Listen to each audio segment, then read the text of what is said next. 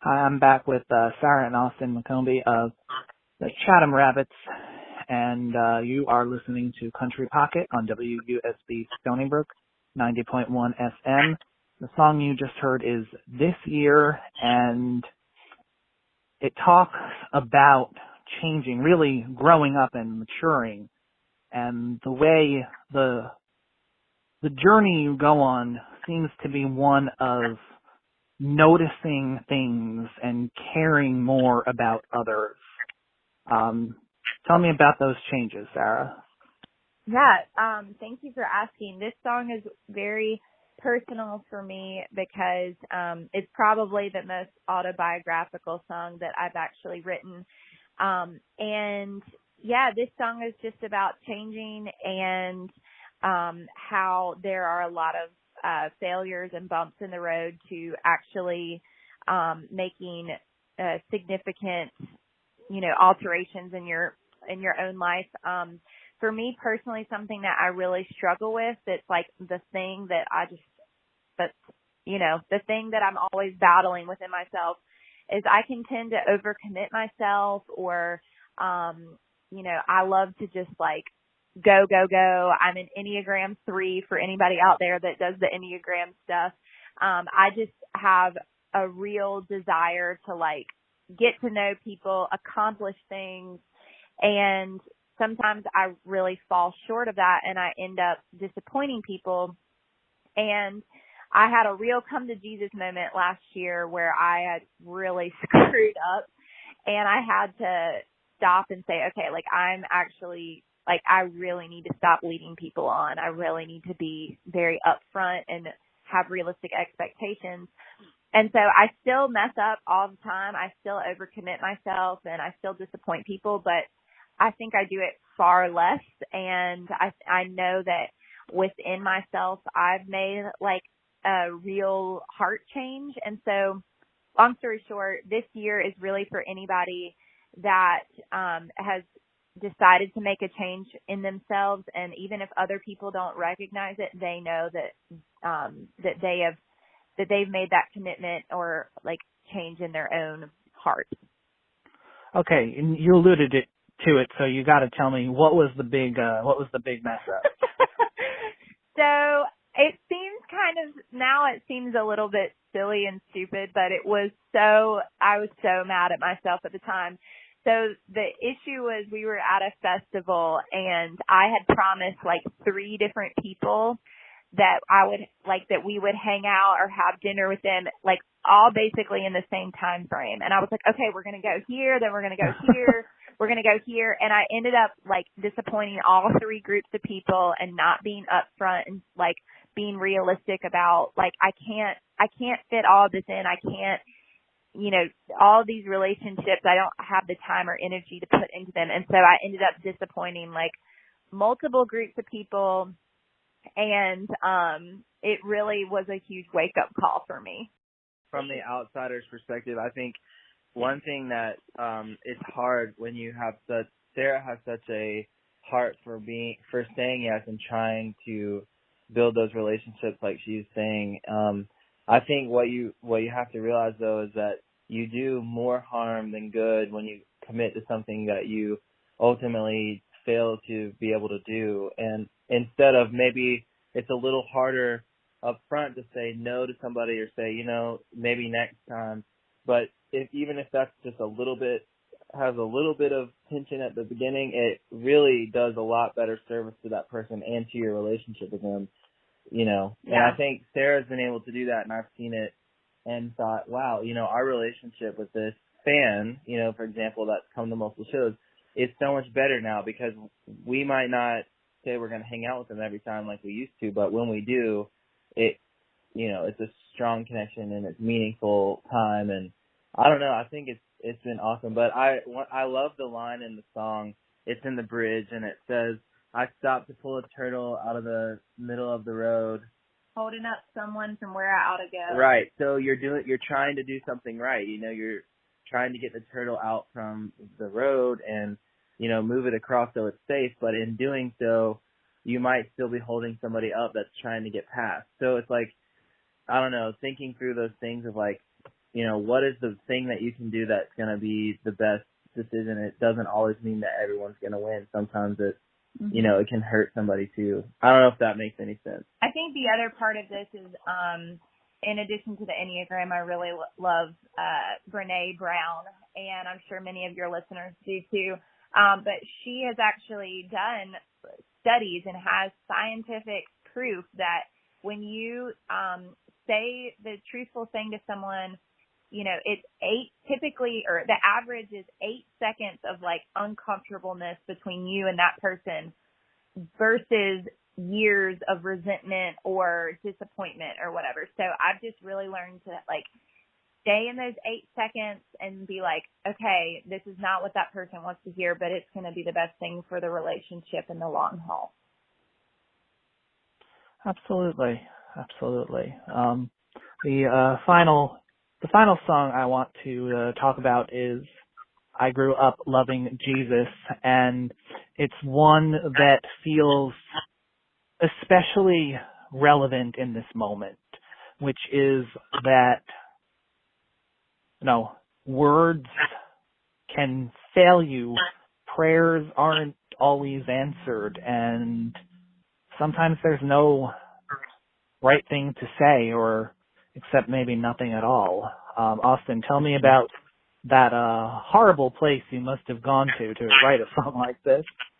Yeah, it was really interesting. I'll tell you, I woke up at 3:30 a.m. and I wrote this song in 15 minutes, and through a lot of tears and just reflection during the time, I remember I woke Sarah up immediately and I was like, you have to hear the song.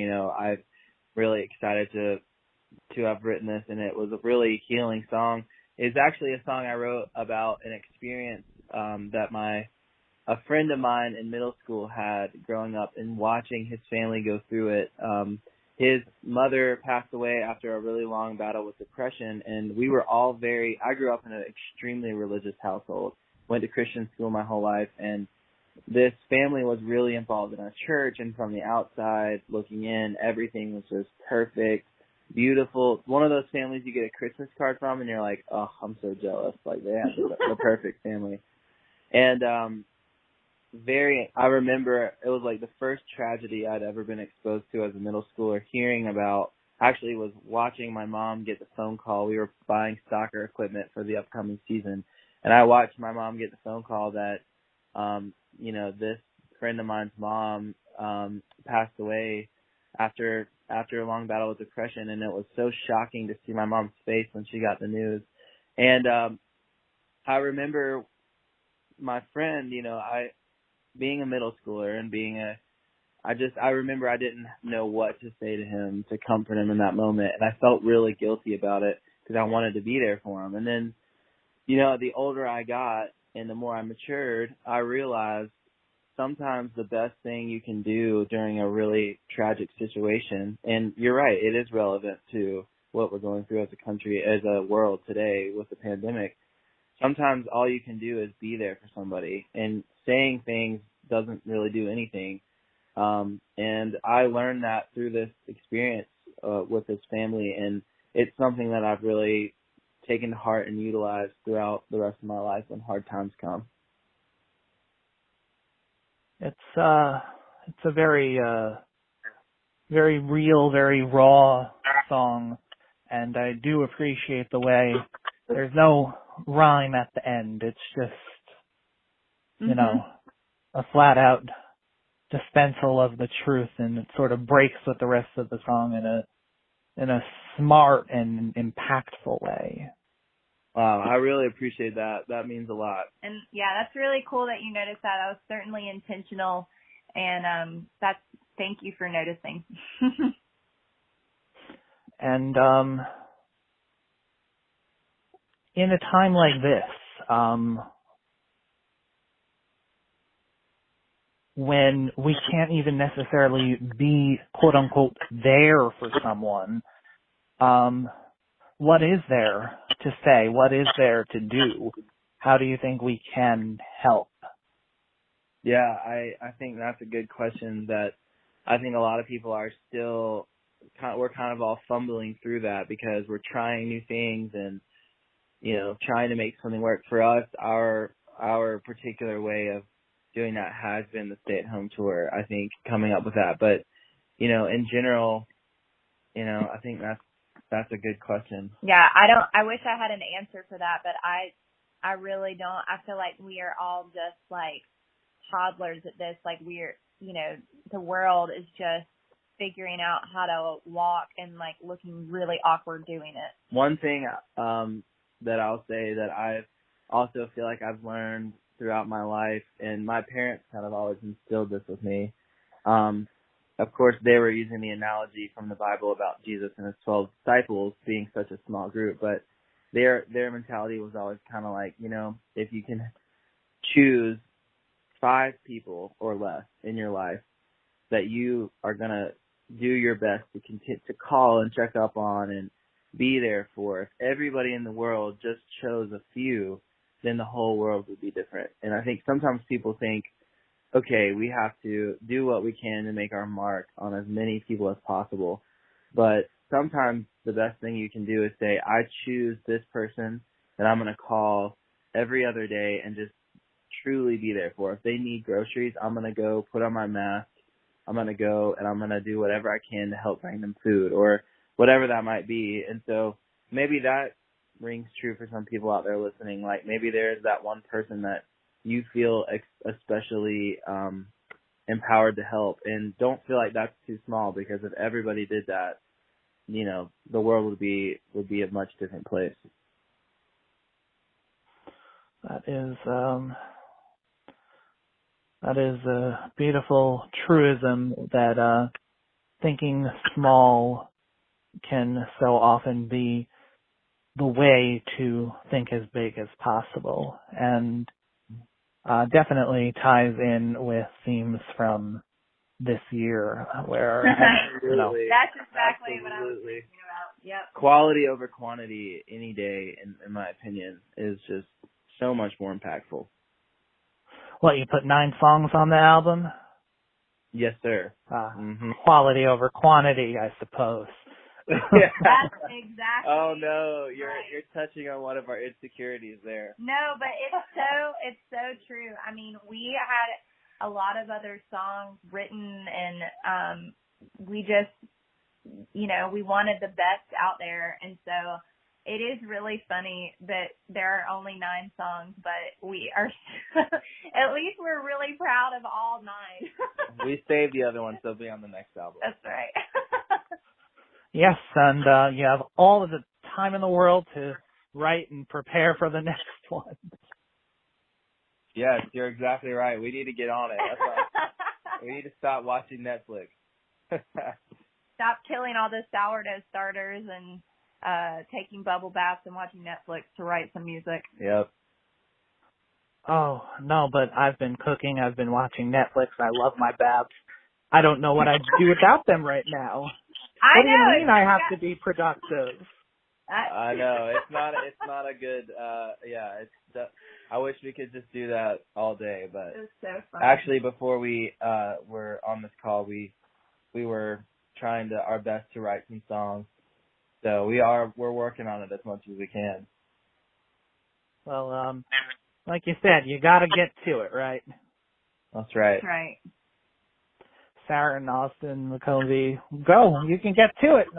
Thanks so much for coming on the show and chatting with me a little. The new album is The Yoke is Easy, The Burden is Full, and aside from the 3 songs you heard on air today, there's 6 more and quite a few other intelligent songs in the package. Just before you go, you mentioned possibly being towards the beginning of the conversation, you mentioned possibly being the band that can get some people into some other music. Do you have any other music you want to shout out for me to close the segment with? Something from another group? Well, I've been listening to a few people a lot recently. I've been loving The War and Treaty. They are a great other husband-wife duo. Fantastic, really soulful. And I've also been listening to fellow North Carolinian Tiff Merritt, quite a bit. So those are two I think that Austin and I can both wholeheartedly recommend. So maybe you can pick one of those to close us out. You got it. Thanks so much for coming on, guys. Thank you. Thanks, Trevor.